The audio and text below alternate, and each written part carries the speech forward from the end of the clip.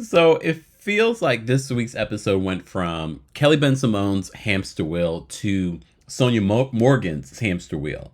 But I don't know about you. I actually prefer Sonja's hamster wheel than Kelly's. Because Kelly's feels like, what's the word? I don't know. Like, I'm concerned for Kelly, but at the same time, not it's a different level of concern. I'm trying to figure out why I feel more for Sonja. Maybe because Sonja has shown us more. We've gotten to know Sonja more. We can fall in love with. So there are some redeeming qualities about Sonja. For Kelly, I'm sorry, Kelly. There hasn't been anything that Kelly has said or done that made me like, oh, I like Kelly. Kelly's great. Besides seeing her on other reality shows talk about real estate, great, but there's nothing relatable about Kelly. Again, why I'm shocked that she lasted for 3 seasons on Real Housewives of New York. But this week was all about Sonja and her little bit of a hamster wheel. And I didn't expect it to go in that way, but here we are. Here we are. This is our weekly recap of the Real Housewives of New York Legacy Ultimate Girls Trip. I think it's actually the other way around. Real Housewives Ultimate Girls Trip RHONY Legacy Edition. Don't expect to see a new announcement about Ultimate Girls Trip. Based off what they were saying at BravoCon, it doesn't look like they are even interested in doing that, especially because of all the blowback that they got from RHONY Legacy and what's happening with the investigation between Brandi Glanville and Caroline Manzo for the RHONY ex-wives in Morocco. I don't know if we're ever going to see that footage. People have said, oh no, you will. I don't, honestly, at this point, I don't think we will. I don't think that we will. And I'm a little disappointed because I love Morocco and I kind of want to, that's the whole point of seeing these trips, is seeing these places, but also seeing some of your favorite characters come together. I already was not completely sold on this cast because it felt like they were regurgitating what we got from season 2. And I was sort of like, there's way too many repeats coming. And I get it. You don't have enough housewives that you are in a good relationship with or that are interested in coming back to do this. So that's part of the reason why we got the cast that we got. But will we actually get to see the season? I don't know. But I'm not mad at the current season of RHONY Legacy. It's okay. It's not my favorite. It's not terrible. It's still an easy watch. But as we're on episode 5 and we're about to be on episode 6 this week, I'm just sort of like, okay. Can you imagine if we had gotten Jill Zarin? And I don't care if you like her or not. She still would have been entertaining. It still would have been interesting to see the conversations of her and Ramona talking about being in Luann, talking about being the originals when this first started and what that looked like. We only have 2 OGs that are a part of this current cast, and one of them you don't want to see. So, and I have to say again, Ramona's very low key. Yes, the Ramona stuff comes up in this episode, but it still feels like this is not about Ramona. It's sort of like not even her last hurrah. I mean, it should be. Especially because I saw that Luann had to call out Ramona for a picture that she posted with a Native American portrait right behind her. Oh gosh. Ramona's going to Ramona, and no one should be surprised, especially the network, that Ramona just doesn't care on how inappropriate or ignorant she can be. But anyways, before we even get into that, as always, guys, don't forget you can watch our recaps, our live recaps on YouTube on the Kempire channel. You can also hear the audio version where you can take us on the go. Maybe you're traveling. Maybe you are just doing groceries and you want an easy way to do this and you don't have YouTube Premium and you just want to be able to hear our recaps or special content, because we are posting special content. And I will be talking about my Tokyo trip. I am safe. I know there was an earthquake here in Japan. Then there was a fire on at the airport. Well, there's 2 airports. I'm not sure which particular airport this happened at, but I'm safe. Thank you to everyone that reached out, and thank you for everyone praying for me. Keep praying, because I will be shipping out of here very soon. But anyways, let's get into this Real Housewives Ultimate Girls Trip RHONY Legacy Edition recap. Baby, baby, won't won't you listen to me? I got that flavor, I know you're dying to feed. I ain't no dancer, just got some hip in my feet. Now throw your hands up. Ooh, you bring the lighter, I got the fuse. You make a fire, I'll add the fuel. Follow my lead, just watch the shoes. Gotta turn the heat up to get this cool.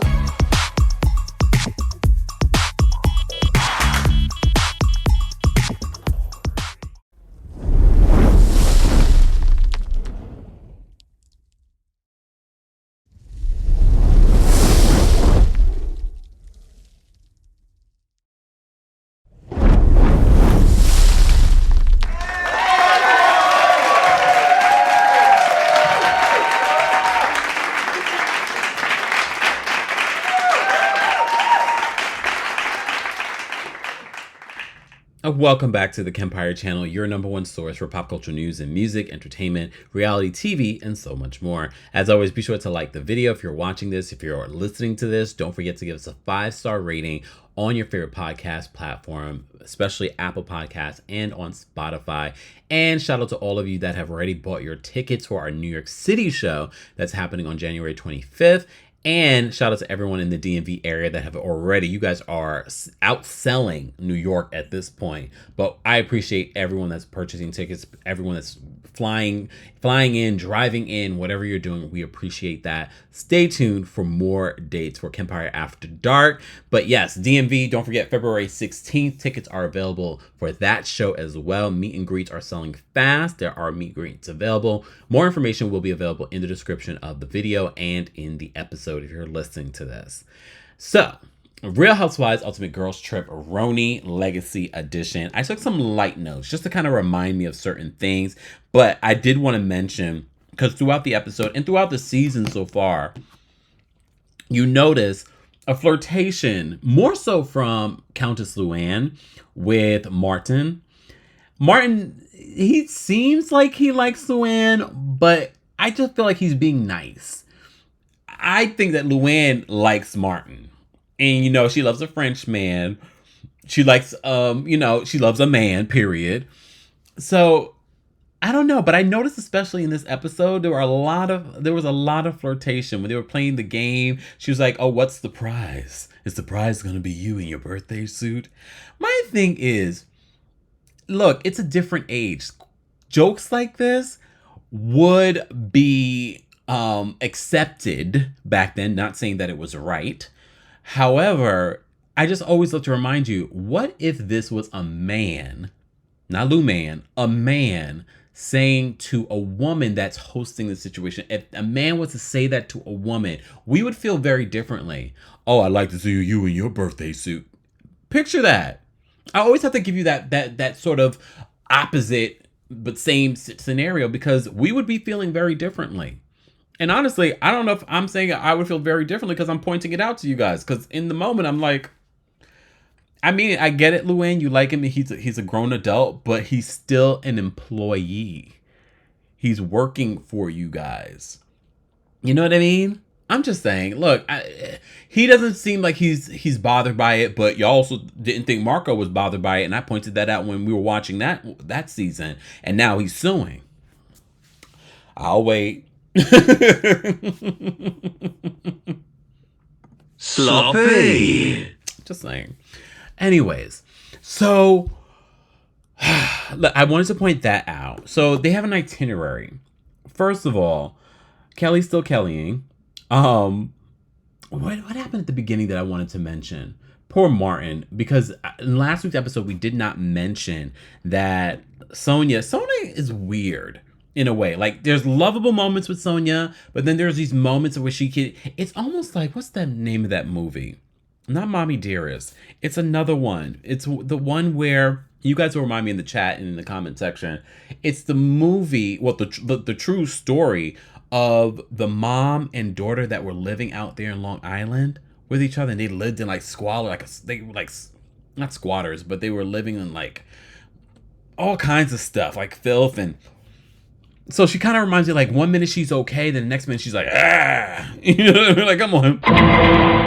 You know what I mean? I'm like, so yeah.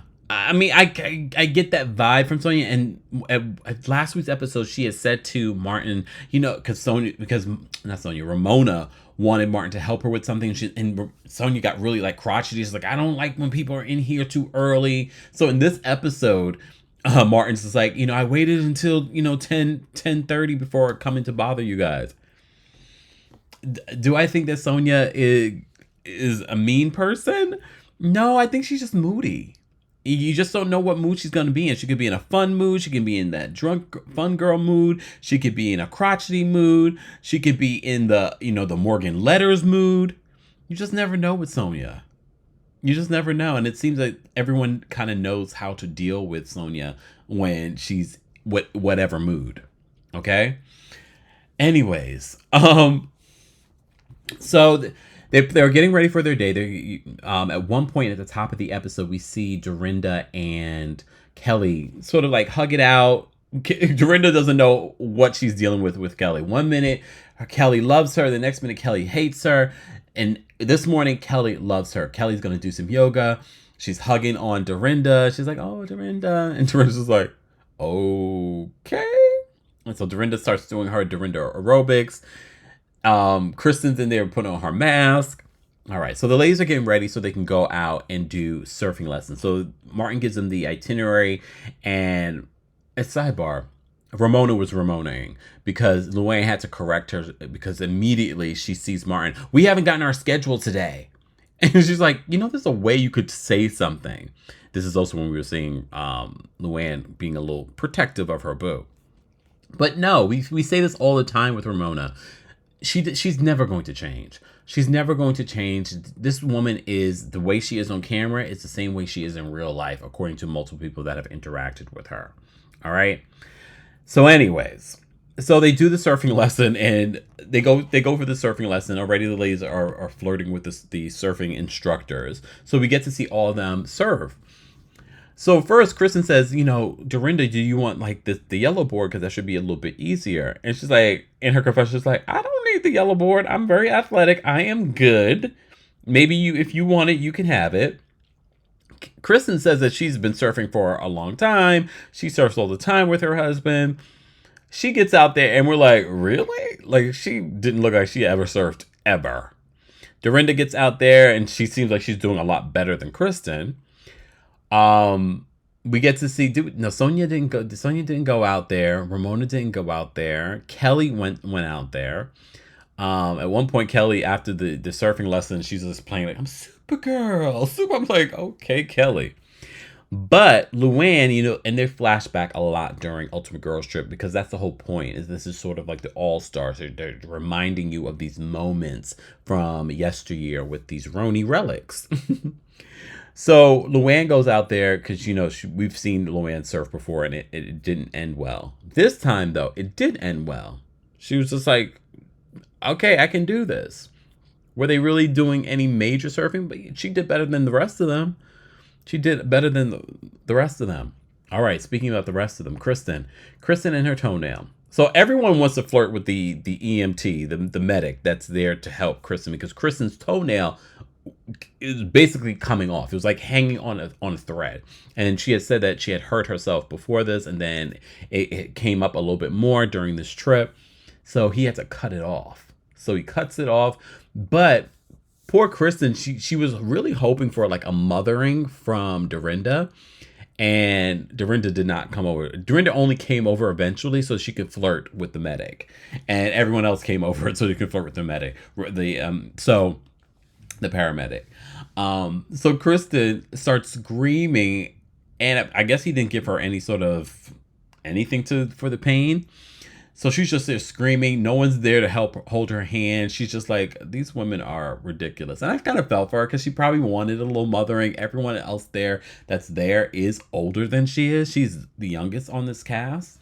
So I think she was expecting them to be a little bit more nurturing and holding her hand through this. But they were so like, oh, whatever. Look, whatever. And they only really came over so they could flirt with the medic. And the medic was not trying to hear it.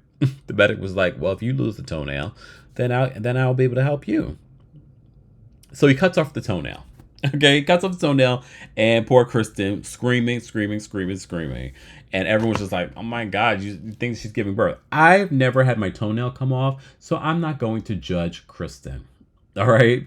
That sounds like it would be painful. So I guess your toenail just grows back, right? I mean, I know people that have had that happen. I guess eventually, how long does it take to grow back? I feel like my nails grow so quickly, but I can't imagine. Oh, damn, just the thought of like your nail. I mean, it's happened to people. I just can't imagine it happening to me. Ugh. But, ugh. Anyway, speaking of ugh. So we're learning more about Kelly and her partner. And I think her fiance. I don't think we really kind of gotten to the bottom of, is she really engaged? But Kelly says in a flashback from last week's episode, she's like, well, Ramona knows about my guy. This one knows about and Dorinda knows about my guy. And Dorinda's like, is he here? I didn't know that they were engaged. Dorinda's like, I don't know anything about this guy like that.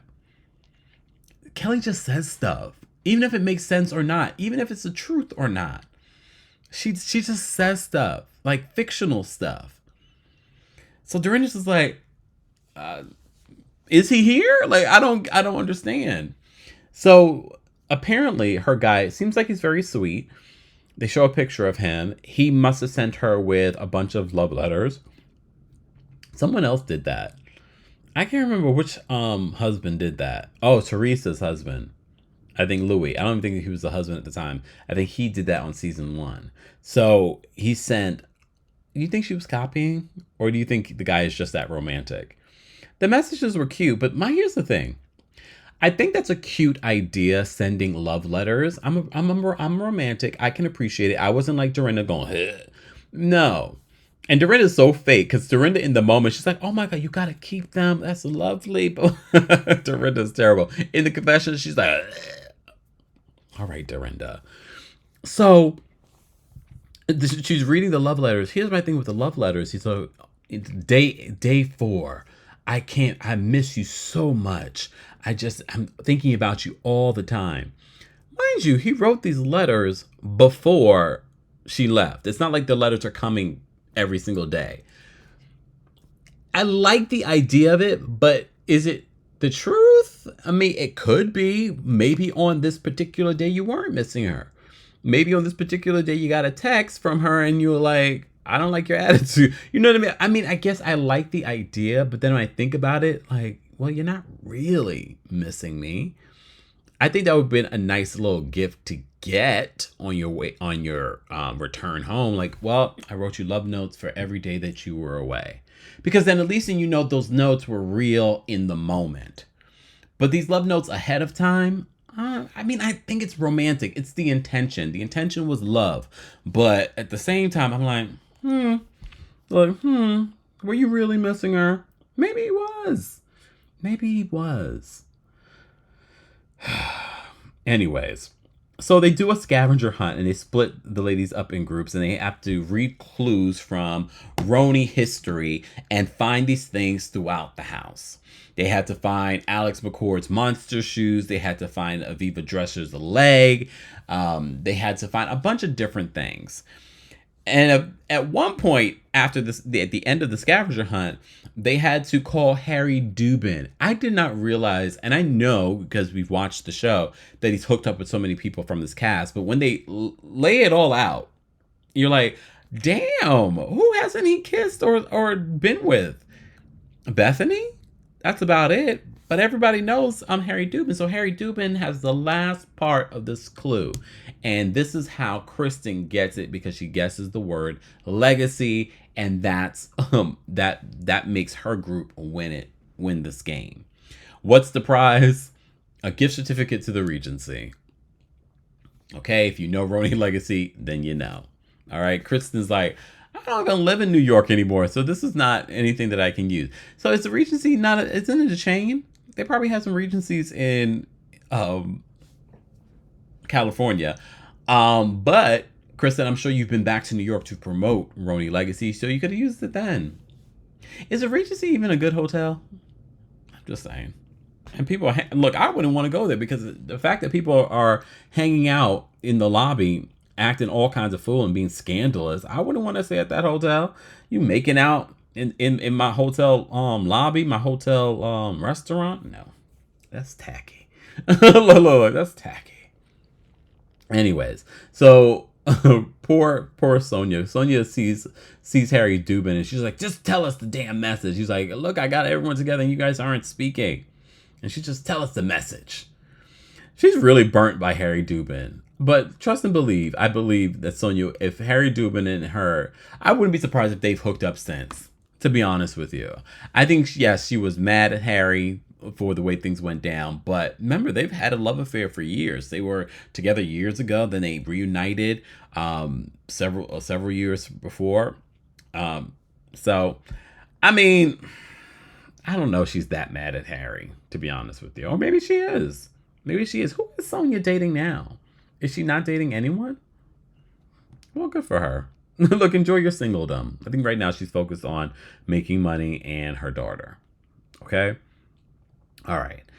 So before they head off to dinner, we didn't realize this, but there's been some beef happening between Luann and Sonja in regards to being in the middle of a photo. And at first I said to myself, Luann, you're being petty. Just let her be in the middle. Also, you're tall. It's not good to have the tall person in the middle. But then they show all the times that Ramona has been fighting to be in the middle. So she's just like, I'm done. I'm not doing this. And she walks away. And I was like, why are you being so petty? So they make a plan, Dorinda and Luann, that when they get to dinner, because even at dinner, Ramona has to be in the middle because she has to be the center of attention. This is where Ramona is Ramonaing. So they make a plan once they get to the restaurant that they're going to run or try not to run because Dorinda's like, let's not stoop to her level. But they do. And they're like, let's make sure that we're in the middle. So they make sure that they're in the middle. And Ramona gets there and she's like, I was going to give you the middle tonight. These ladies are so petty, but look, we'll take it. We'll take it for what it is. There's so much darkness in the world and on these shows. We will take the fight over the middle and run with it. All right. So when they're at the table, they discuss their own personal love stories. So they go around the table. We don't get to Ramona's love story, which is fine. They first start off with Kelly Ben-Simone and how she met her first husband. And she talked about how she met him and how, he proposed to her. The ring scratched her and she was bleeding. And they were like, first of all, in order for us to get the understanding, Kelly can never be truly clear on what she's saying. So they have to get to the place where like, wait, so why were you bleeding? It was the engagement ring. And he basically said to her, even if you don't want to get married to me, you can keep the ring. Oh, okay. I wonder how she did in regards to the divorce. But my thing is, I guess people say whatever they want to say when they're trying to court you, but I'm sure he believed that Kelly was going to say yes to him.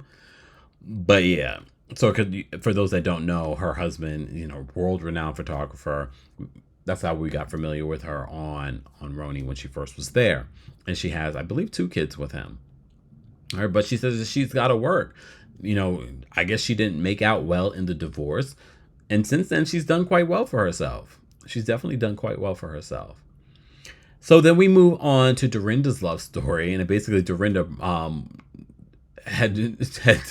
she had made Richard, may he rest in peace. She was just like, when are we getting married? Because she wouldn't move in with him unless they were engaged. And like, when are we getting married? So one day she shows up and he's like, he has the priest or the justice? I don't know. Probably the priest. And they got married and then they went to a diner right afterwards. Ramona looked across the table. Because this is how long these people have known each other. She's like, oh, I miss Richard. Richard was great. She knew Richard. And if you go back to, if you rewind the tape before Dorinda was on the show, Dorinda was at one of Ramona's events, attending one of Ramona's events. So Dorinda really, and Ramona and Luann, all these women, Sonja, all really know each other. And I think that's been part of the magic of RHONY. All right. So often now we have so many shows that are so pre-produced that this is why people aren't connecting with the cast. All right. So, So they talk about that, and then we get to Sonja's love story with, the Morgan letters. Um and it goes on, and it goes on, and so she's like, I'm not going to try and take from what you said, or try to, be a better story than yours in regards to Dorinda's story. And then we're like, okay, so maybe she's going to tell us a similar story that sounds very similar to what happened between Dorinda and Richard. And basically what she says to her, I mean, there's so many holes in her story. She's like, and they all are pointing it out. I thought he took a taxi there. So how did he drive you home? And then how did we have the ashes to your dog? Because we watched that happen on the show, and you already divorced. So none of what Sonja is saying is making sense, and people are getting frustrated. Dorinda walks away. Luann and them walk away. The only person that's stuck there listening to the story is Kelly, which probably makes sense to Kelly because, Kelly doesn't make a lot of sense. So maybe the story that Sonja is telling makes sense because she starts off her story and it's like their first date. And mind you, everyone's like, let's get to the actual love story, not your first date. And she's like, oh, I didn't get to that yet. So we still didn't even understand how we even got to when did you get engaged? How did that go? She claims that she didn't sleep with him. When they got engaged, she still had not slept with him. And I know Sonja has given us this very sexy image and very free image. Do I believe that she didn't sleep with him up until the moment she got engaged? I don't know about that. I don't know if I believe that. I don't believe the ladies believe that. That's why they walked away in frustration. And Dorinda was just like, I can't. None of what she's saying is true. And Ramona's trying to console her. I know. But if you call her out, we already know that's going to lead to her having a break. And we've seen Sonja lose it in regards to talking about her family. You don't talk about that's my family. Mind you, though, we did defend when we watched that season, at least me, we did defend Sonja because Sonja is no longer married to the man, she still has a child with the man. She still has a relationship with the family. I mean, people will say other things in regards to her relationship. There is levels of delusion in regards to Sonja's relationship with the family. This is where we learned that she was still a part of a board as, part of the Morgan family. So I don't know. Just never know what is true when it comes to Sonja Morgan and her relationship with the truth. Not her relationship with, Morgan Stanley heir, but her relationship with the truth. We just never know. But yeah, it was a decent episode. If I had to rate this episode, first off, if you had to rate this episode of Real Housewives Ultimate Girls Trip RHONY Legacy Edition, how would you rate it from 1 to 10? I probably would rate this episode. It was decent. I'm probably going to give it a 6.5. I was going to give it a 7, but then I was just like, it doesn't feel like it needs to be a 7. It feels like it was okay. For a season to be as short as these are, they need to be impactful. They need to be interesting. They need to be fun. Yes, this episode ends with them, and which I feel like is so forced. Oh, we got to get naked in order to be entertaining, and it's like, no, you don't. That feels like something that happens on these RHONY trips naturally. First of all, why? Damn, poor Luann fell back in her chair. Then Sonja fell back in her chair, and Sonja was actually wearing panties this time. Across the table, Kristen is showing her breasts, and that led to the ladies, even Dorinda, to go topless and to go jump in the water. It wouldn't shock me if a producer was like, "Yeah, let's do this. Let's turn it up," because it feels like it's getting a little boring. I feel like the season so far of this RHONY Legacy is not what I think people expected it to be, especially because it's RHONY. And I think some people are shining. Dorinda, Kristen, surprisingly. Luann is consistently. Sonja. Ramona's kind of boring. So there's just a lack of chemistry. There's something missing, and I think that something missing are people like Jill Zarin, Bethany Frankel, Tinsley even would have been pretty interesting. I think Tinsley would have been even more interesting than Kelly Ben-Simone, to be honest. Like I said, I feel like Kristen was actually surprisingly interesting, but it would have been interesting to see someone like Tinsley be a part of this, especially with everything that's going on in her life. But look, it's already done. There's nothing that we can do. These ladies have been paid. The show has been filmed. And here we are. We only have, I think, 3 more episodes, if that, of this season 4 of Real Housewives Ultimate Girls Trip. If you are listening to this, don't forget to give us a 5-star rating. And don't forget, guys, you can listen to this both on Apple Podcasts and on Spotify. And if you're watching this, don't forget to like the video. Don't forget to subscribe. Don't forget to vote in the live chat poll. Be sure to let us know your thoughts on Ultimate Girls Trip. For those that are listening, you can talk to me on Twitter at TheKempire, or you can reach out to me on Instagram or TikTok. I'm creating content there as well. But those of you watching on YouTube, let's continue this conversation in the comment section. Thank you to our King's Guards. Thank you to our channel members. Thank you to those of you that become channel members. You can become a channel member at TeamKempire.com/join. And don't forget that you can also get tickets to our live shows in New York City and in Washington, D.C. January 25th for New York, February 16th for DC. More information will be available in the description of the video and in the episode for those that are listening. Thank you all for being here. Don't forget to like the video. Don't forget to share. I will see you all in the next one. Happy New Year. Thanks for watching. Thanks for listening.